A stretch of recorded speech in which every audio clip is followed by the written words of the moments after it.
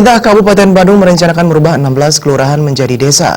Perubahan kelurahan menjadi desa ini dilakukan untuk mempercepat proses pembangunan desa.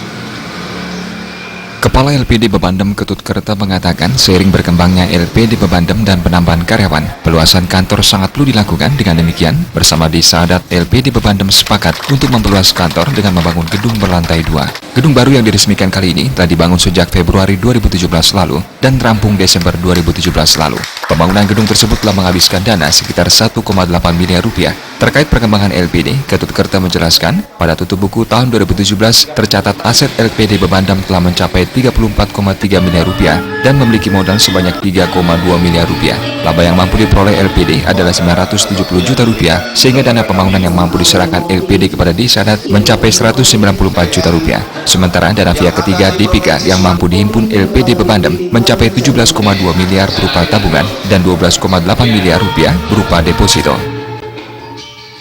Sehingga SDM yang kami siapkan betul-betul sudah siap untuk melayani nasabah.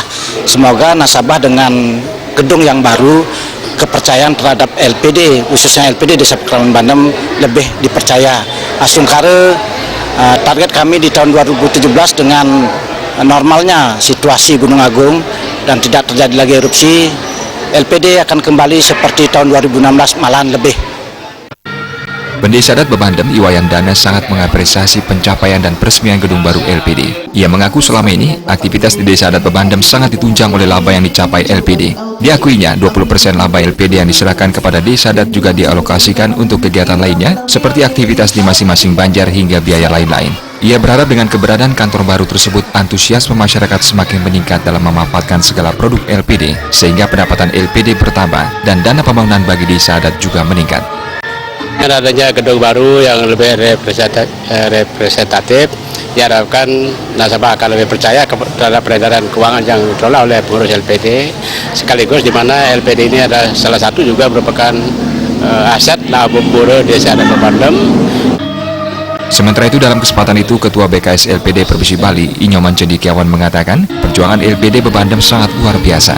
Di tengah situasi Gunung Agung yang sempat mengguncang, LPD Bebandem mampu merealisasikan pembangunan gedung baru. Ia berharap gedung baru LPD dapat meningkatkan kinerja dan pelayanan LPD kepada masyarakat.